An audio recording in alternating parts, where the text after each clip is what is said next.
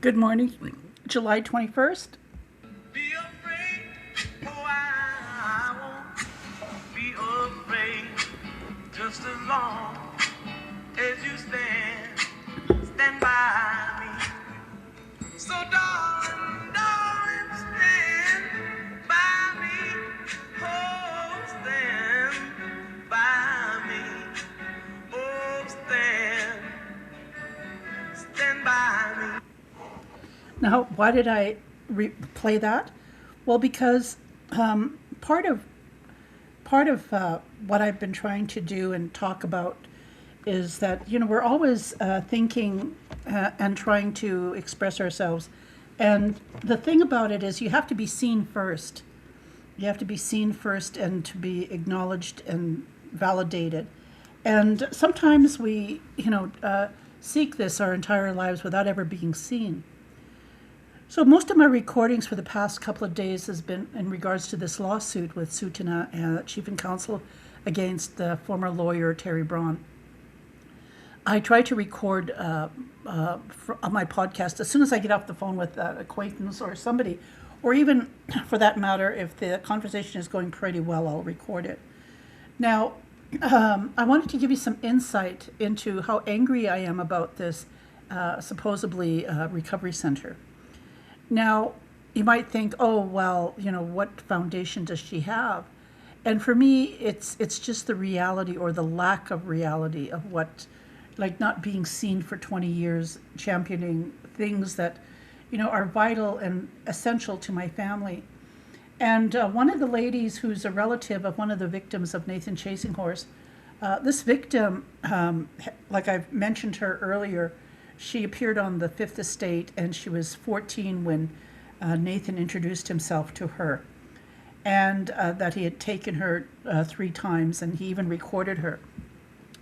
So why do I bring up this young woman? Well, because she wasn't a follower of Nathan Chasing Horses. She didn't belong to his cult. Monies to even keep her quiet or support her, because, again, she was a victim. But all the other victims were supported through our nation's funds, through leadership. Now, I've made that comment the last time, I think, this last podcast yesterday, and I said, in hindsight, when you take that oath to protect the most vulnerable, they didn't protect her. And again, too, she was supposed to be in a school that was supposed to protect her. And for me, advocating for youth, like she's a mom now, and she said, like, he stole this from me. Now, even though my niece didn't listen to me and people didn't listen to me, there's a reasoning behind all this, and the fact that Nikki did, and she listened to my advice, documenting everything and making sure she had everything documented to take the police. And her mother still thanks me for being there for her daughter. Again, she was never belonged to the cult. She was never a supporter of Nathan Chasing Horse. Right from the get-go, she knew what he had done to her. That's just the history. Now, why am I bringing all this up? Well, the reality of it is, like I said, in 1964, in the 60s, even before my nieces and nephews were born, even before I was an adult, alcohol was introduced into our community. And then, of course, my age, we introduced drugs. So, like, that's 74. I'm 74, so what, 50 years ago? Because we live right by a city. And people don't understand. When I was a child, we used to go all the way down to City Hall. There was a Safeway store there. And that's where the majority of the people in the town of Calgary, used to go shopping. Understand this, I think in 1 year, they were saying 10,000 people came in a day to make Calgary their homes. It was in that decade we lost a lot of our Sutuna men. And again, too, there was a lot of alcohol and drug abuse. And again, too, during my times when I would have been able to have kids and, like, what do you call, young and fertile, nobody knew drinking would cause FASE. Nobody. In Europe, what, 100 years ago, 150 years ago, you look at, or even in Italy or places where there's all these Renaissance paintings, and you see like bar scenes where you see people with, FAS distorted facial features. So in the old world, alcohol and FASE was quite prevalent. But for me, most of my blog and what I talk about in terms of the naivete or the lack of critical thinking skills has to do with that brain damage that these children had when they were being carried in their mother's uterus or their womb. So, and again, too, you have to look at it in terms of like when I was the first in existence on planet Earth, I was in my grandmother's stomach because my grandmother would have had my mother in her stomach. Okay, so like it's just the fact that the DNA or the structure of what we eat and everything goes back in terms of matriarchy right to the grandmother.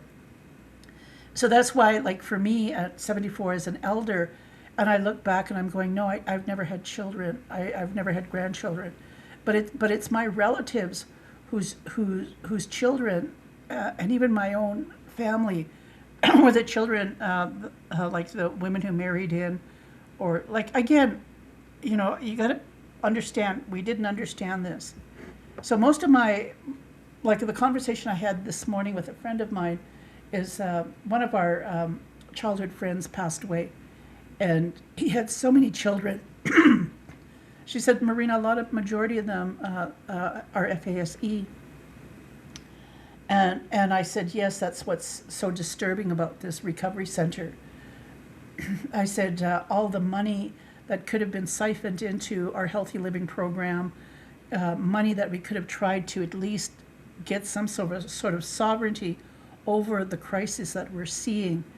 I've had people deny that, that we have a problem with FASE, and that's okay. I'm an elder. Like I said, you have to actually experience it, see it, live it, breathe it, embrace it.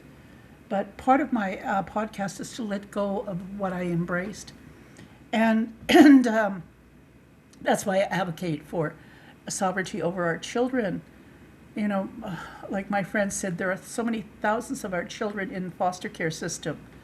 And just the reality of the extent of what we have to live through when we talk about restorative and transformative justice and just welcoming our children back into our community, which is no fault of our own. Like we've been under systemic racism since I was born, before I was even born.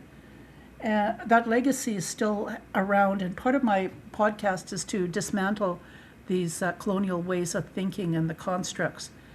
Now, why am I talking about FASE is that a lot of times when we talk about psychosis or personality disorders, all this psychological jargon, it really boils down to the reasoning why even it looks like when Nathan Chasinghorse was arrested, he still had, I'll call them sleeper cells, for the lack of a better word, but there were people who had mental illness problems and mental disorders, we say FASE, that for some reason they just got for the lack of a better word, I say the bejesus scared the hell out of them. That to this day they still follow Nathan Chasinghorse even after he's been arrested, sentenced for life. Like I made the example of this young man.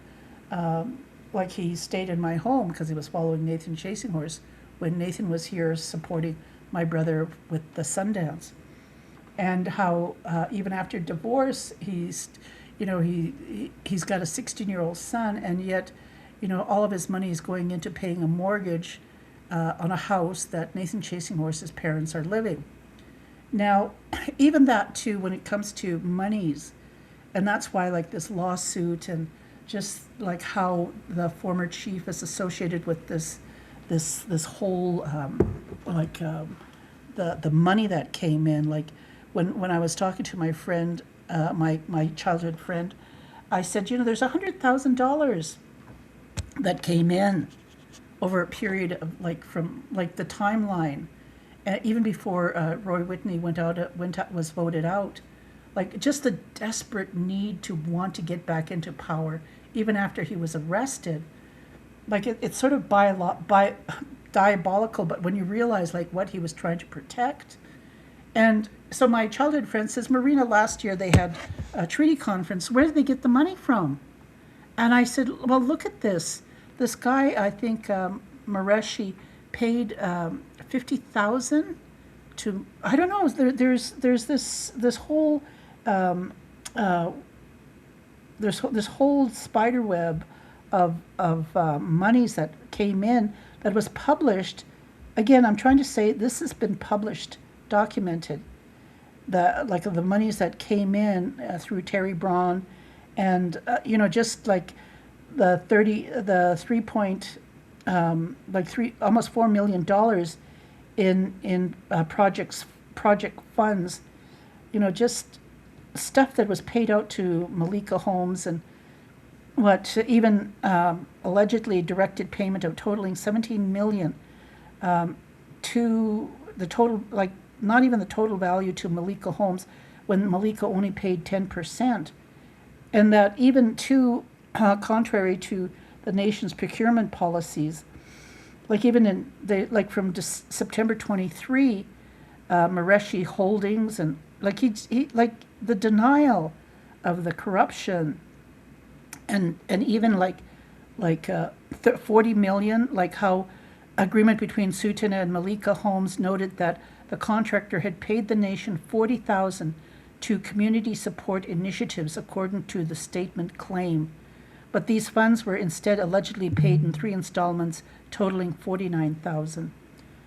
Now, again, too, there was this also in 2023, there was also money, I think 50,000 that allegedly came in.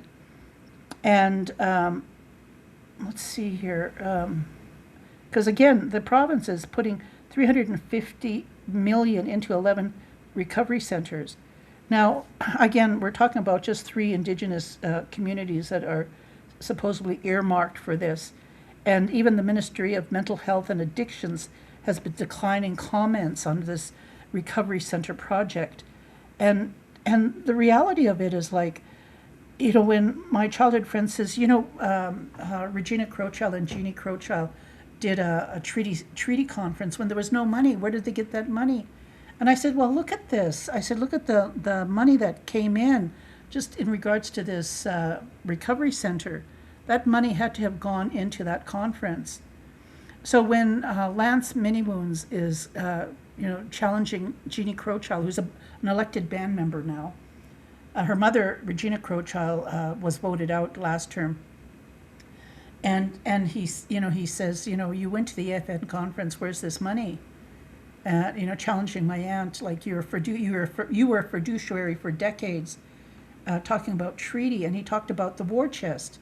He says, for you to talk about treaties, you have to have a war chest. He says, you're up against the oldest monarchy in the world. You're up against establishments that have thousands of money, billions of dollars to fight against our treaties. What do you have? And then you've got one of the band members who's a Crowchild, but not directly related to my Aunt Regina, who says, yes, there are homeless people. This money that comes in, as band members, we don't see this. And rightfully so, because her brother passed away this year. He was homeless. A nation member who I've grown up with, like I keep on saying, I've grown up here my entire life. And I said to my childhood friend, I said, the home I have is my mother's old house. I said my whole life I've been sidelined, I've been discredited. And so my childhood friend says, well, this relative that just passed away yesterday, she says, I went and I saw all these young men, they're FASE. And I made a comment, I said, well, my nieces were FASE. The one who the chief and council has been supporting, who was a faithful follower of Nathan Chasinghorse for 20 years, I've made comments about her, how vindictive and dangerous she has been to me over the past 20 years. And I also had made comment about my other niece, Roberta, how dangerous she was to herself and others. And so I said to my childhood friend, I said, you know, when I talk in Calgary in public art, and I talk about when alcohol came in, and how community was separated and everybody became silent, I said people were drinking. Like I saw my sister-in-law, you know, totally inebriated while she was like pregnant, like ready to hatch. Again, you know, throughout my life, watching her and knowing like that something was the matter. But yet again, you know, when they spent money has come in through like the provincial government to do surveys on FASE and even hiring people within the health center to help with our youth. And now I'm saying like our youth are in their 50s. So you've got, again, like I'm doing the timeline on when alcohol was introduced into my community. Now, I said again, in Europe, it's been entrenched in their societies. So it's not as obvious as it is in First Nations, Inuit, and Métis communities. So what does this all have to do with fucking Nathan Chasing Horse? Everything. He preyed on the vulnerable. I mean, part of his addiction or his perversion was to the propensity for children, scaring the bejesus out of them. So, you know, when you don't have the capacity to have critical thinking skills and you're just focused on that fear, it can hold you prisoner. Now, throughout the decades, I'd had my niece's brother say to me, Auntie, step in, do something. And I'd say to him, like, you know, I said, I have challenged her. I have talked to her children. I've warned them about how dangerous this man is. And I told my nephew, I said, every time I talk to her, try to get some sense into her, she stops talking to me. I said, even before she went down to the States, 5 years ago to support him, she almost died twice that year. And then she stopped talking to me. I'd text her for 3 months. She'd stop talking to me, stop texting me, everything. And then she got into an accident, and then she had to come home. And when her mother, my former sister-in-law, passed away, the sister said to me at the funeral, she says, I had to approach Chief and Council to help pay for our niece's medical bill, $72,000. So understand this. You know, I have grown up my whole life here. Like I said, any home, anything, you know, I'm a single female with no children, you know, no grandchildren. So the stressors of identifying and working with children that I brought into this world who have FASE, I don't have that. But I have friends, I have relatives that struggle with this every day.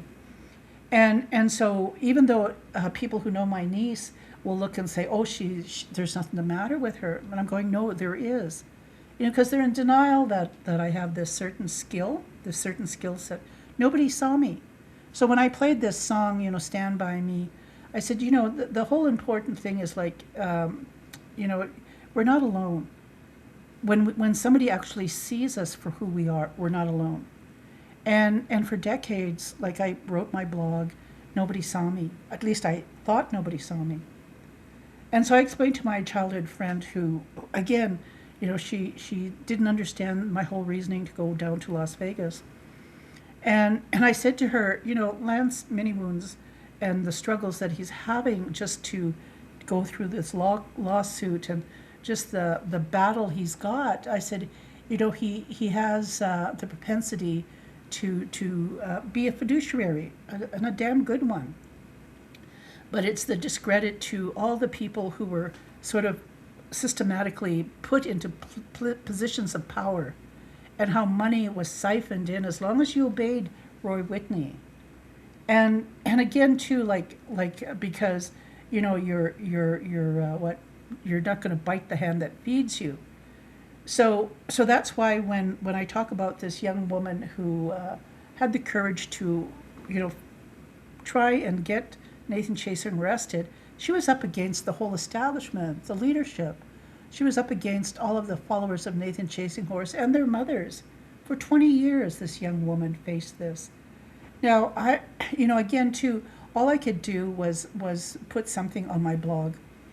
And the fact is, as I talked to my childhood friend, I said, people are in denial of FASE. I said, one of the artists, he says, oh, I don't see it, like he's from Sutina. And I said, and that's okay. I said, but proof is in the pudding. Because, the reality of it is like, how do people understand? I said, when I say I have two nieces that were a danger to themselves and others, and I brought in Paul so that he could supervise my niece, the visit with her brother and sister.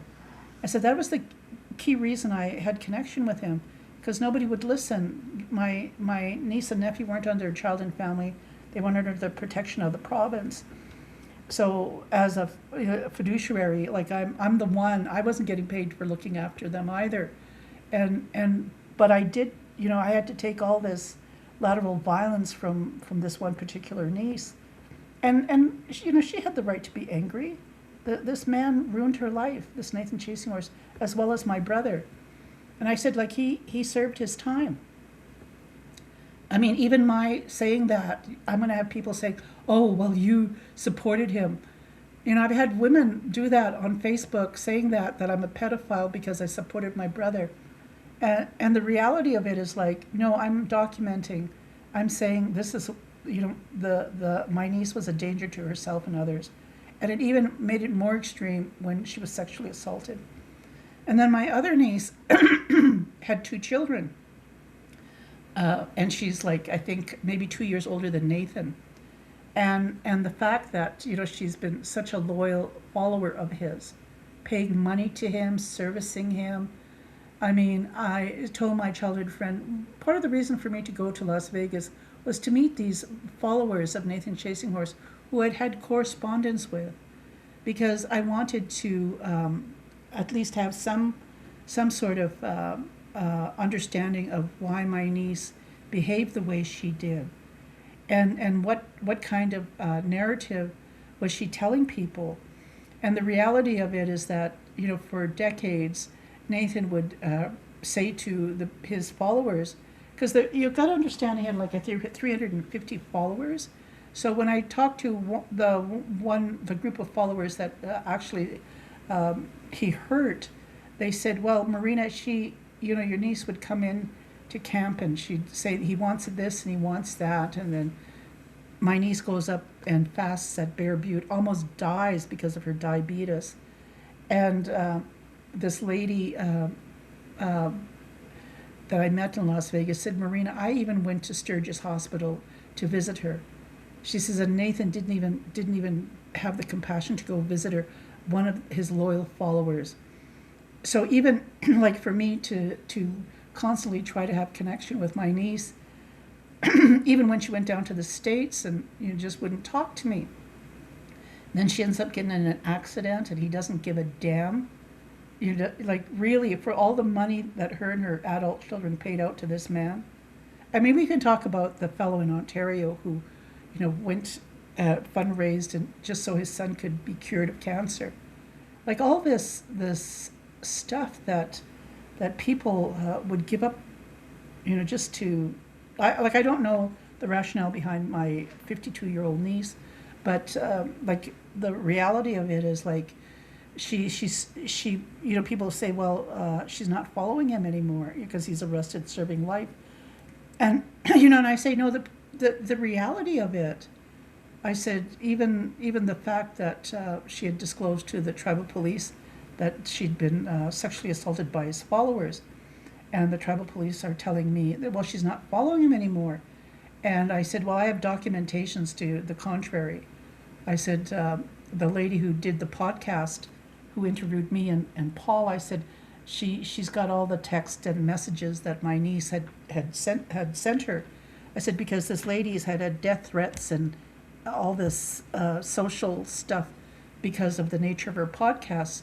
I said, so every time she'd publish on LinkedIn that who her guests were, my niece twice had discredited me to her. And at the end, the lady says to my niece, You can, I'll interview you on the podcast and you can tell your story too. But my niece declined. So I brought that to the tribal police too, and I said, this is after the fact. I said, after you're claiming that she's no longer following Nathan Chasing Horse, then why is she still doing this? Why is she still discrediting me? Why is there still lateral violence towards me? And again, I'm trying to understand and let my audience know, people with FASE, that's not their fault. It's not their fault their mother was drinking, and the brain damage that they received, and how they try to thrive by being seen. That's why this song "Stand by Me" really means a lot, because you could ask somebody to stand beside you, but unless you're seen, like it's like that desperation. Once you're seen, you're not desperate, because somebody is listening to you. So I explained to my childhood friend who didn't quite understand why I wanted to go to Las Vegas. I said, there were people from California, Montana, men and women, Arizona, came up to me in outside the courtroom, hugged me, shook my hand. I said to my childhood friend, I didn't realize the extent of what my blog, how it influenced them to bear witness that this man was dangerous. They came up and hugged me and thanked me, and the very fact that I was there meant something to them. And I'm really grateful that they saw me. And I'm really grateful for the Fifth Estate and the investigative reporters who saw me, and for the lady who did the podcast who saw me, and for the many other Indigenous females who have been here supporting me, listening to me, hearing how angry I get in terms of what was Roy Whitney doing, trying to get this recovery center. How is this going to help our children, our girls and our boys who have FASE? There's no treatment centers, there's no group homes, there's no mental health structure for them.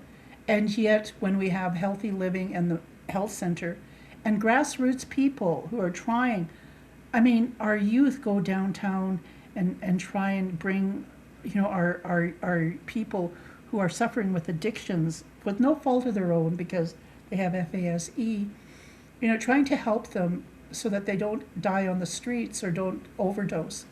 So that's why, for me, the money that would have been designated to come into our grassroots people has been siphoned by Malika Holmes and the Sam Mareshi, who is instrumental in closing Nietzsche, a program that helps Indigenous youth, women, men for 50 years. Why? Again, because our elders knew the Indian residential schools were going to shut down, and they wanted to help heal intergenerational trauma.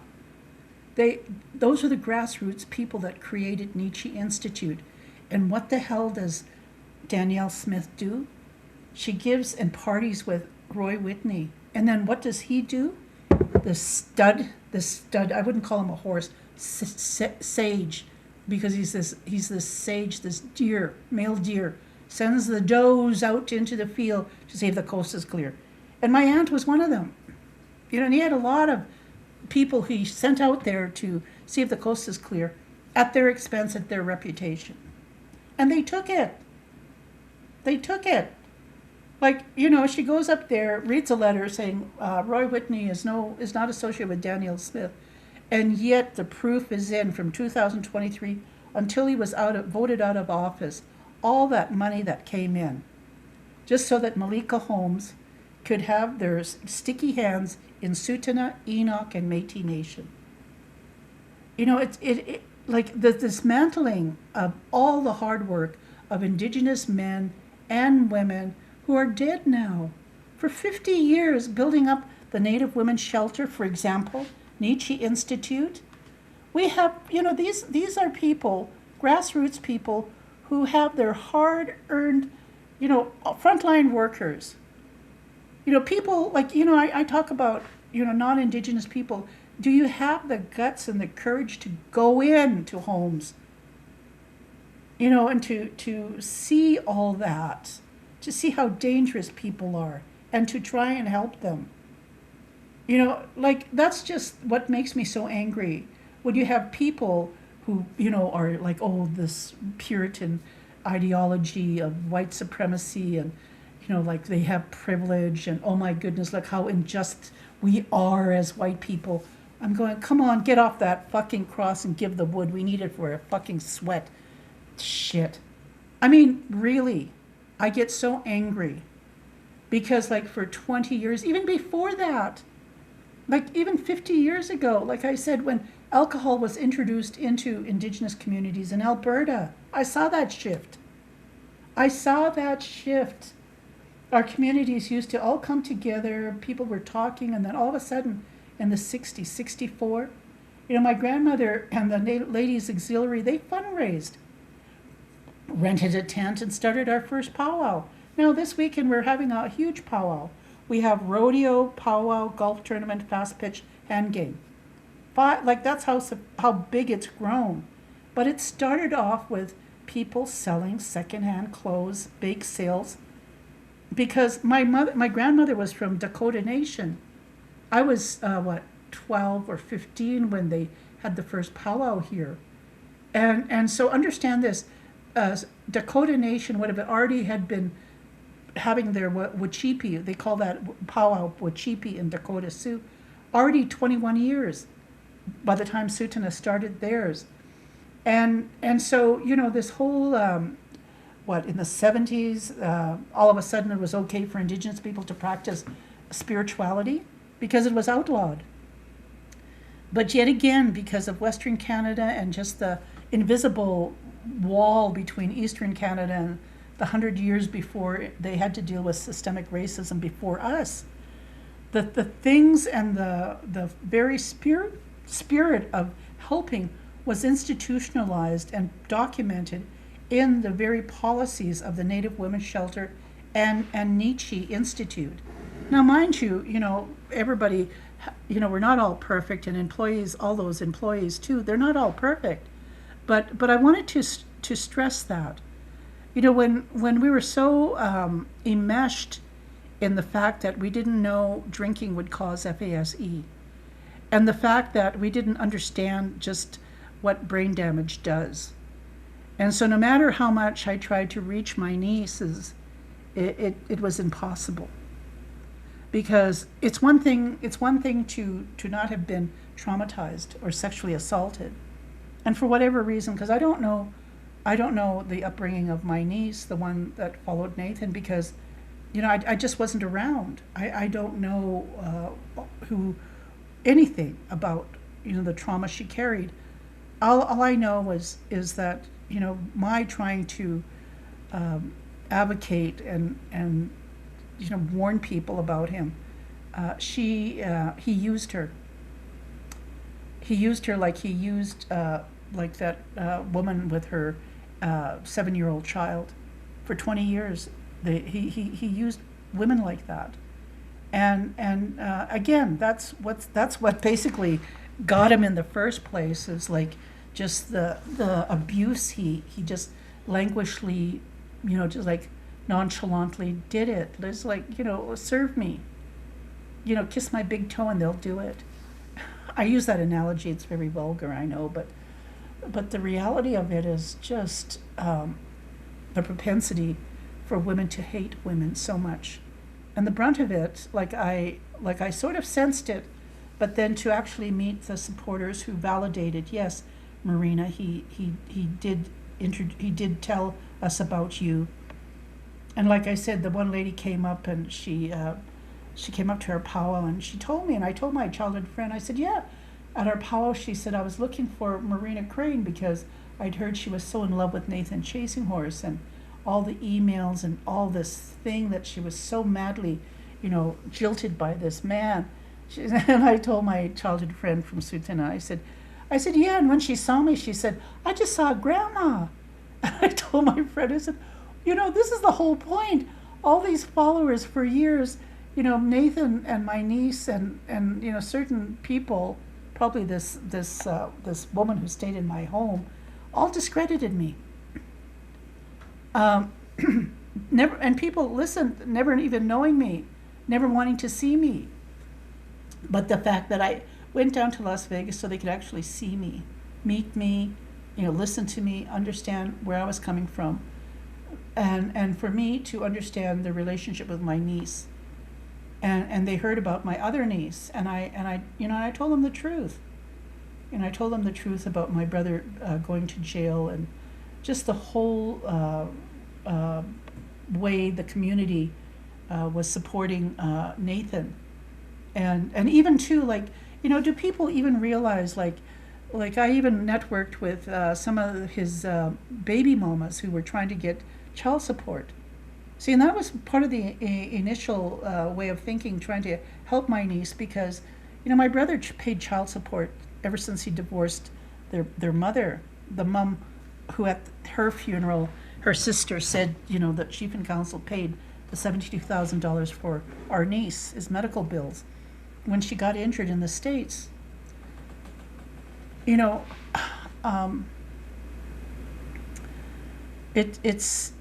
just the reality of people not understanding, like I said to my childhood friend, I said, people just think, oh, it's all about Nathan chasing horse. I said, no, it's the paper trail.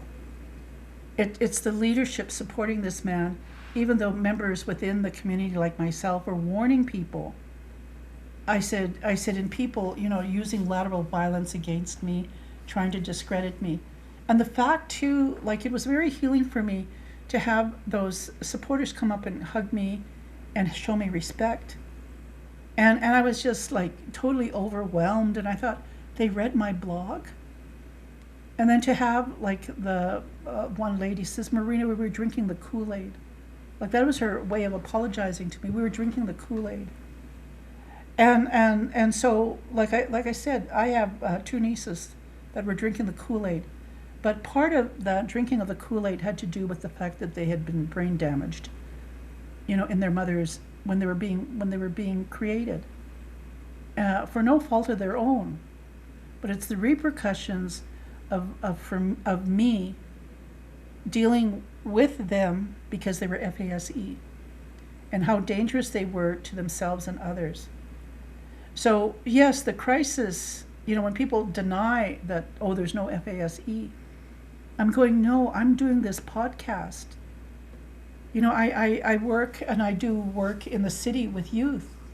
We try to train young people to be youth elders, and the whole structure of addiction, and why it's important for youth elders to be in our schools, in our communities, to help other youth. And that's to stop human trafficking, drug abuse.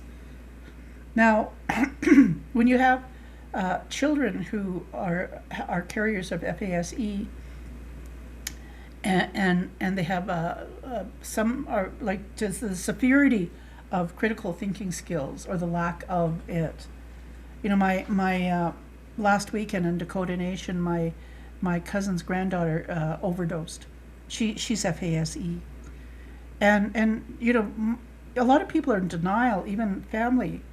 But the observation from my sister watching the granddaughter a couple of years ago here at Sutina, and how manipulative she was, just to get attention, just to be seen at any expense, accusing people of doing things just so she could look like she's okay, and the grandmother just believing her.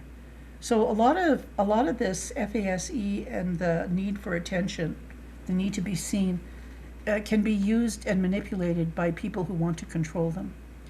And so here's my cousin, she has to take her daughter to the ER. They did tests to see what she took, who gave her this drug. And so again, like I said, her mother, the mother who can't look after her, she's involved with this drug paraphernalia too. So the crisis is out there, and again, this is generational, intergenerational. We call it intergenerational trauma. Well, like I said, my age group, we didn't have that. We were very ignorant about alcohol and drug abuse, Now we have children who are in their 30s, adults who have brain damage and who are trying to function, and we don't have places for them to stay. Like I said, we have to have group homes, and we have to have these shelters in place. Our population is growing. We have 2,500, and the capacity or the propensity for people who to understand what kind of behavior they're going to be dealing with, how they're going to be trained, all this mental health structure. Well, of course, the Minister of Mental Health in Alberta is not going to answer any questions when news media approaches them about this recovery center in Sudina. And for me, it really angers me, and I'm going, what the hell? Where's this bullshit coming from? You know, they can cover up all this. They can cover up all this association they've had with Nathan Chasing Horse. So, oh yeah, our girls, our poor girls, they're suicidal. You know, we're spending money on them. Like, that's bullshit. They were paying the rent, and they were supporting Nathan Chasing Horse's cult. And now, to cover up their bullshit, they accept this money for this recovery center. What, as a scapegoat? You know, our youth are intelligent enough, have gone through all this, who are standing by each other, trying to help their peers. And what does the provincial government do? Pull the money right out from under them. And our leadership is supposed to protect our children, our girls and boys. That's why it makes me so angry. And that's why I try and stick up for this young 14, 15 years old. And I said, she didn't follow Nathan Chasing Horse. Where was the chief and council supporting her? How are they compensating her for the damage he did to her 20 years ago? All those followers of Nathan Chasing Horse who drank the Kool-Aid, they've been getting money. Past 20 years, their parents and everybody's, you know, got jobs and key positions. Why? So they could be quieted. So they, you know, they can't bite the hand that feeds them. The leadership were actually taking part in this exploitation of our children. Like, really? You know, our chief is charged with you know, sexual assault against 2 men. Here we have another band counselor whose the charges have been dropped. But no doubt, I think the law states they still have to go to court. But the witness has settled out of court. So the guy is moving to Arizona, and again, he's got a trucking company. How did he get that? How did he get all those contracts? Because he was listening to the chief. Everything and anything to do with construction or anything like that is all in cahoots with the leadership. So imagine when you have a whole new leadership coming into play, and all the old counselors who still want to hold on to that tit from our chief, you know, sucking up our band funds.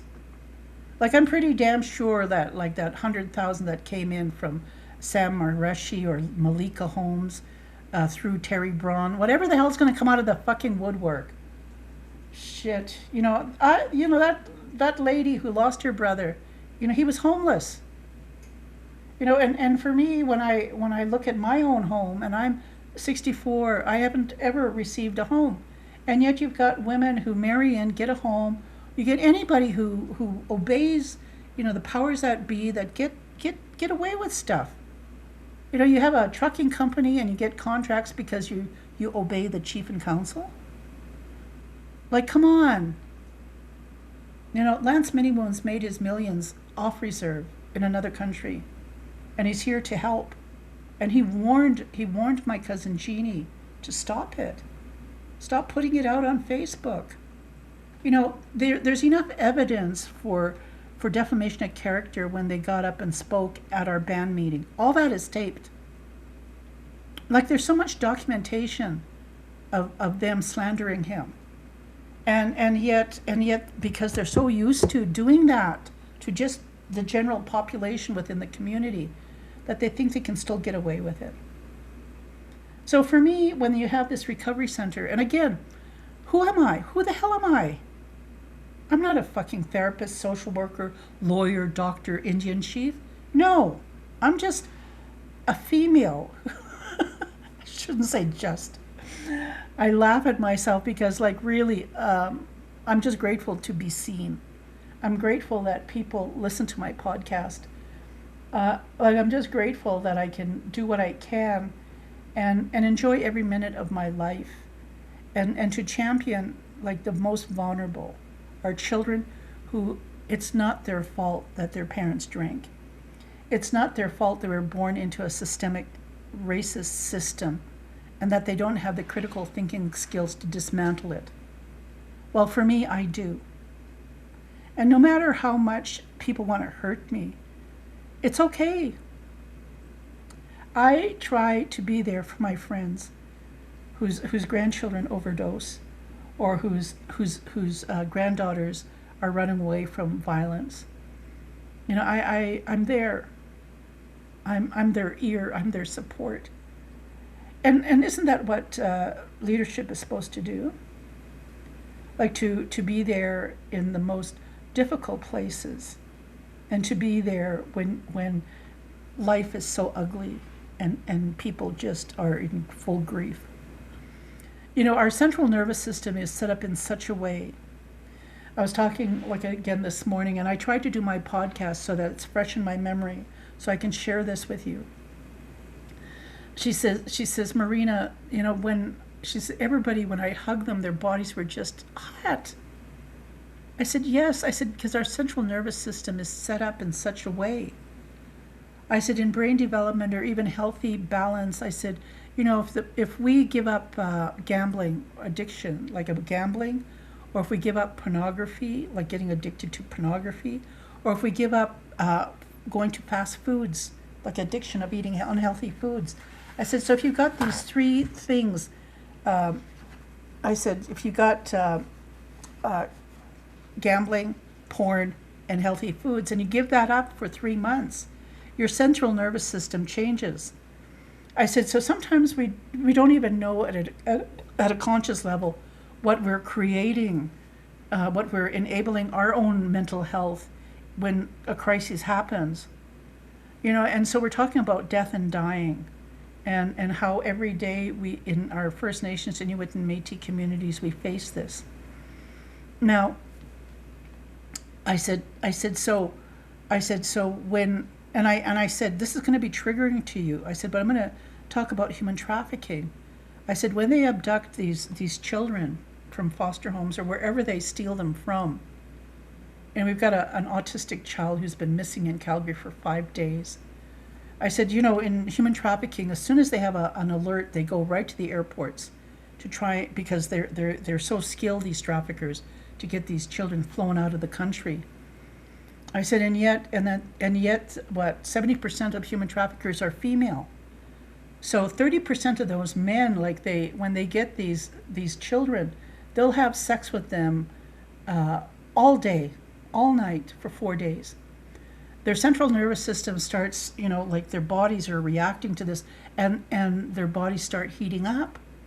So when somebody all of a sudden gets, somebody dies, and all of a sudden the central nervous system kicks in, the body temperature starts rising. And like I said, when I've had to deal with grief and I just get this exploding headache, that's because my body temperature is rising. So I was explaining to my childhood friend, I said, yeah, after, say, 4 days of sexual activity, trying to groom these girls' bodies or boys' bodies to house many sexual partners in a day, they put them in a room for their bodies to cool down. And sometimes when the body doesn't cool down, they die. I said, so when you say murdered and missing Indigenous children and women and, you know, two-spirited, it's because of this trafficking process of orienting their central nervous system. And if they recover, if their body recovers to normal, then they're ready to have as many sex partners every day. So, and I use that analogy in a daily basis in how we take care of ourselves and what we choose to indulge ourselves with. We think it's not affecting us, but it does. It creates a network in our psyche, in our brain, in how we cope with stress. So again, too, that's just part of being a human being, and that how we have to understand what it takes to have balance and to be in a healthy relationship, because all of that is attached to how we think. Now, that's why for me, when it comes to early childhood development, teenagers, young adults, and how the central nervous system is being designed for their entire lives. You know, I said I didn't want my niece on any kind of medication because her brain was still developing. I said the amount of children, like my niece is what, 20, 25, 20, 27? For 7 years, like I drove her, drove her to school because her peers who were on the school bus were so horrible. Like just, you know, like just like the way they were talking, they're talking about drug paraphernalia, swearing, like just in terms of how people were coping. I didn't want my niece around that. I didn't want that influence. I didn't, you know, I wanted to protect her, and I put her through therapy. I took her to therapy for 7 years so she could understand coping mechanisms. But again, too, like, you know, we have no child youth center. And for them to say they were having a recovery center, you know, our youth aren't going to be there. Our Indigenous people aren't going to be staffed there. This is open for all people that aren't even Indigenous. At the expense of what? The very children in our community that are the most vulnerable, and their moms, because some of their moms are FASE too. So all that money, all that programming money that was taken away so Danielle Smith could have her cohorts like Sam Mareshi and Malika Holmes, and even this Roth, this fellow who's a lawyer who was a trustee for Sturgeon Lake Cree Nation and Tall Cree. Like they froze $15 million to try and get that money back that he siphoned out of Indigenous trust funds. Like excuse me. Yes, we did all this stuff for our youth, but then people who followed Roy Whitney, people who even challenged him, like believe me, as much as I wanted to have compassion for this man, the fact that his son committed suicide, that his first wife died from this horrible illness, and the fact too, like last month his daughter died. You know, and the reality of it is like, my goodness, how guilty is this man? I don't know if he took the money out of his pocket. You know, she traveled all over the world before she died. Like, you know, what kind of guilt trip did he have? And again, this is my opinion, and I'm not saying it came directly from me. I'm just saying this is a small community. People are talking, especially when it came to this lawsuit.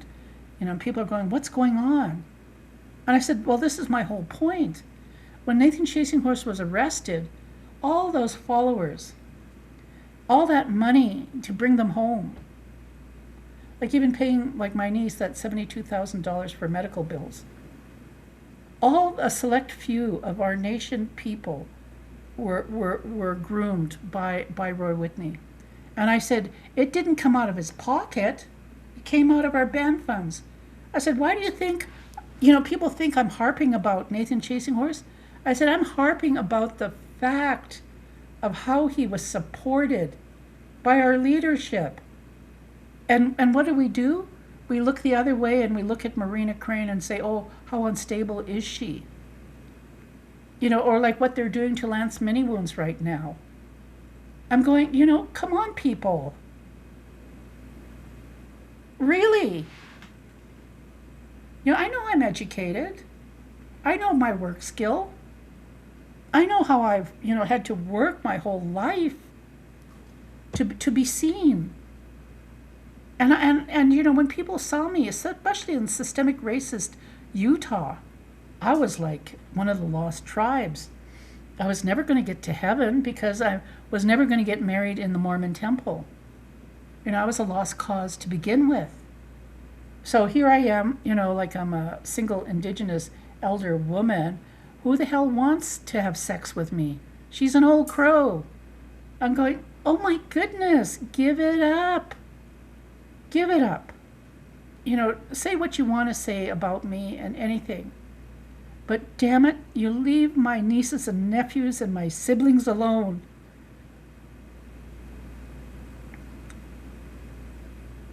Just the reality of it. My brother says, oh, well, there's no paper trail to the Crane family. And I said yes to our niece. That's $72,000 they paid for her medical. Like I said, I have nothing. In the sense of what people in Sutana believes is nothing. A company, a job, a partner, children, grandchildren. That's the status quo. But for me, knowing the reality of aging and knowing that there are so many women who have been divorced, married, cheated on, that just choose not to be involved with men. I don't hate men. I love men. But some of them could be, like I said, they're the most dangerous person a woman could ever be involved with. So of course, yes, I am quite critical when it comes to the way men think about women. And I'm also critical about women who think about other women, especially when, people think that they're matriarch. And I'm going, no, you don't understand it. Like my friend on my one podcast, she says, the chiefs at the AFN, 50% of the women are the backbones of our First Nations, Inuit, Métis communities.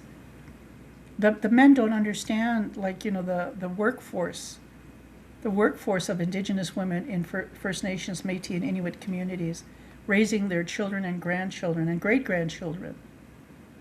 It's a choice they made. And yet, here are the men who are saying, how can we engage with our women? And I said, well, like I said, when I was 12 to 14, and I saw my grandmother and all the grandmothers here in Sutana selling used clothes, bake sale, to fundraise. It was called a women's auxiliary. And my childhood friend, she says, women need to go back to basics. And I said, well, that's what started Sutana Nation powwow, the women. I said, but the men came in and said, oh, I was chief then, and I was this leader, that. Go ahead, take it. What else more can you take? That's why when Indigenous women say our men don't know what we as women go through. And again, too, rightfully so, we don't know what our Indigenous men go through. But I do know that when you're a matriarch and you're Indigenous, you're born into it. You're raised in it. You have to thrive in it. And for the life of me, you have to be there. Even if your central nervous system is so shot, you still have to be there because they're depending on you. And for me, that's what the leadership in the Indigenous leadership is saying. How can we engage with our women? It just breaks my heart that this Premier of Alberta, who is a woman herself, cannot see it. Cannot see how she's disrespecting all those Indigenous people, both men and women, who came before she was even born, who wanted to hold on to our spirituality because it was illegal to practice our spiritual gifts. And for Nietzsche Institute to document all this, to know that in order to feed our spirit, we had to protect our spirits.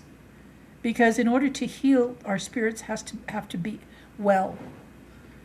And how it was all put there to help us heal from this legacy of Indian residential school, from this legacy of systemic racism that we were all born into as Indigenous peoples. Yes, it's important to be seen. And the reality of it is, I hope my viewers or the people who listen to me understand this concept and this understanding of being so negative about Indigenous people, especially women and children. You're not on the front lines. You're not there hoping that your child or grandchild doesn't get slipped a roofie or an overdose or be kidnapped and trafficked. Even our educated women go missing. So like I said, it's one thing to have a status card, and if you've never lived in First Nations and Inuit communities and you're advocating, you know you're a frontline worker. You know you've had death threats because they don't want to hear the truth. They don't want to hear that they're racist. They think, well, oh, la-di-da, I have a token Indigenous friend. And that's why I say, this Danielle Smith and all of her cohorts are very clever, even at the academic level, giving out PhDs left and right, when the groundwork has already been done 50 years ago, and they're dismantling Nietzsche, there's dismantling the women's shelter by putting women on the board who are Americanized, like all this stuff, pitting nonprofit dollars against minorities, Africans against Indigenous people. It's been going on for decades. And when immigrants come in, like Muslims, and if somebody says something racist towards them, they can take it to court and charge them. But Indigenous people don't have those human rights. They don't have the same human rights as immigrants who come into Canada. So yes, I've met, and I do get invited to talk with immigrants about the history of Indigenous peoples, about my parents traveling to South America and India. They're all sponsored by corporations, grooming them, all over North America. Even when I was in Utah with foster kids who talked about their parents all going to Mackinac Island, being groomed by this organization so they could travel to South America and India to introduce capitalism into their systems, like Peru, Bolivia, India.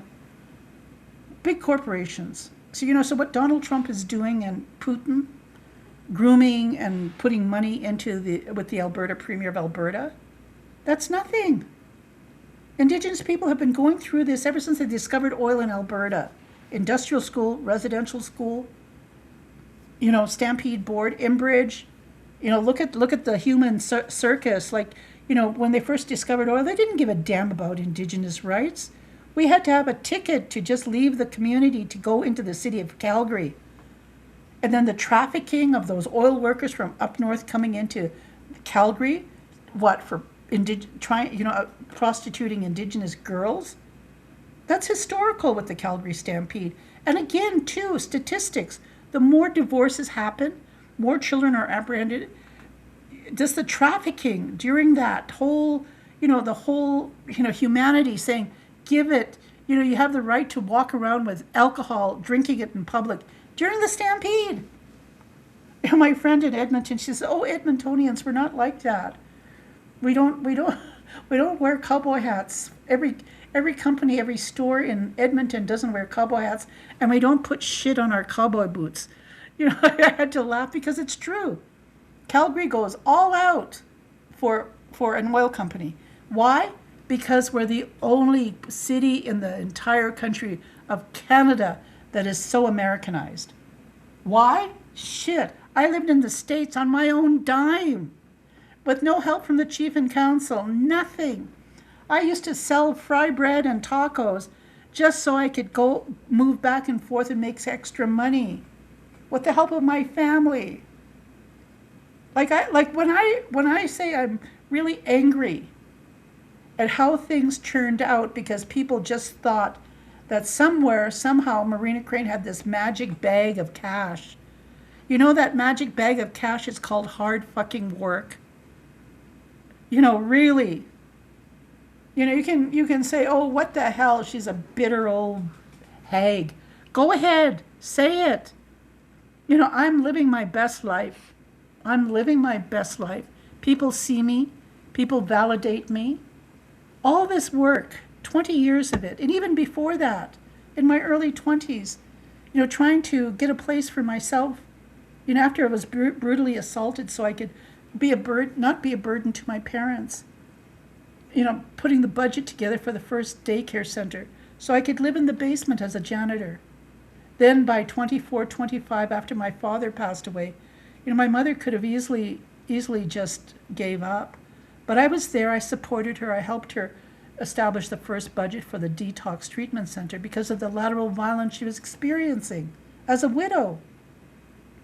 Again, can I be the janitor? Can I live in the basement, look after the house that's renovated? No. In fact, the chief and council, because they were related to these serial rapists, and again, the legacy of this cult, okay, even from decades ago when I was a young woman to now, all of that money, that band funds, were supporting them because they were in the cult with Nathan Chasing Horse. That's the legacy of these serial rapists. That's the legacy of the leadership hiding all this, this central nervous system, this addiction, this, propensity for family violence. That's what they covered up. And yet, like I said, after I did these proposals, those leadership created a policy, and it stated any single woman 55 years and younger who did not have children could not apply for a house. So when they had this election this past term, and half of the women were voted in and half were men, all young, some are close to, some are in their close to 60. Although this leadership, this new elected chief and council, 50% are women. And these women are women who've grown up here in Tsuut'ina. They're not married in. You got to understand this too. Why would they elect women who married into Tsuut'ina for chief and council when they haven't bore witness to the injustice of living here from childhood to teenage to young adult? All this violence perpetrated against us. Of course they're not going to vote for us. But now is the time when we have to look at our children. And we have to look at the intergenerational trauma and the impact of alcohol and drugs and the impact of sexual perversion. This whole need to control and have dominance over the weaker person. That wasn't part of the spirituality and the foundations of all the policies within Nietzsche, within the Native Women's Shelter, which, bless Danielle Smith's heart, dismantled it ever since she became Premier of Alberta. I want you to understand this. Do you think that the leadership, I'm just a grunt, I shouldn't say grunt, I'm a minnow in a big ocean. And or maybe I'm not even a minnow. I'm just swimming there with all the fish and indigenous fish, okay? Do you think, I'm just one voice? I'm just one voice in this whole province of Alberta that is speaking on this insight into Danielle Smith. How naive are non-Indigenous people? And if you're listening to my podcast, I know my podcast is going to Singapore, European countries, there's a few that go into the United States. But I'm saying, when Putin and Trump engage with Danielle Smith and with the lawyer Roth, Sam Mareshi, all these cohorts in separatism, hello, I'm 64. I've been there protesting for clean water up in northern Alberta in my early 20s, 19 years old, sitting in, protesting, trying to understand the injustice that I was born into. Now, do you get it? There are hardworking chiefs and council throughout Alberta who already know these things that I'm telling you, that have been networking and want to help. And they're trusting women because we're the backbone of our communities. Now, if you can't see that and you can't see me, that's not my fault. You're going to get lost. You're going to get lost because there's a renaissance happening. And no matter how powerful Danielle Smith believes she is, the very fact that we had a young man and young men with the Tsuut'ina Nation and young women file this lawsuit It's just one of the many chiefs and councils throughout Alberta that have been dealing with this kind of politics. We were born into it. We're educated by our parents and our grandparents right from day one. Right from day one. I used to see my grandfather, fixing his headdress so he could have his teepee at the Calgary Stampede to make extra money. Constantly working as a ranchman. My uncles being rodeo cowboys, making money. My father used to have his saddle and used to hitchhike to all the rodeos in southern Alberta to make money. He re-enlisted into the military so he could make money for his children. All these things that Indigenous people have managed to try and do and succeed to be seen. My father was never seen. But, and that's okay because I saw him. I saw my mother. And I constantly say I'm just truly grateful to have been my mother's caregiver so that I could see her all her life. That's all she wanted to do is be seen. Can you understand that? That's why, when it came to my nieces, stand by me. Somebody stand by me. Somebody see me. And even there I was saying, I'm here. I see you. They were so in love with Nathan Chasing Horse. And even to this day, all those sleeper cells of people who have mental health issues, who still believe in this charlatan, this bastardization of our spiritual ways of thinking.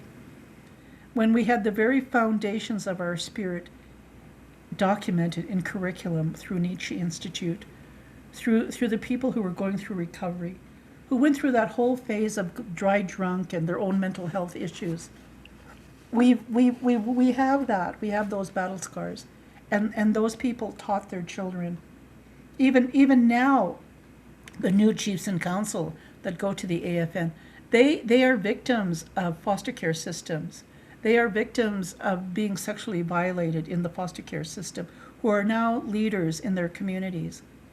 So at my age and my parents' age, they were the victims of the Indian residential school and the sexual attacks they had. So this legacy of having our children and our women not being seen has been going on for decades. We were born into it. And for all the women out there who listen to my podcast, fascism is it's like somebody saying, I have a magic wand. You go to sleep, everything will be fine. And you know what? You go to sleep. And then when you wake up, you find out you have no rights. You find out you have to wear a burqa. You find out you can't even say boo because your husband could kill you.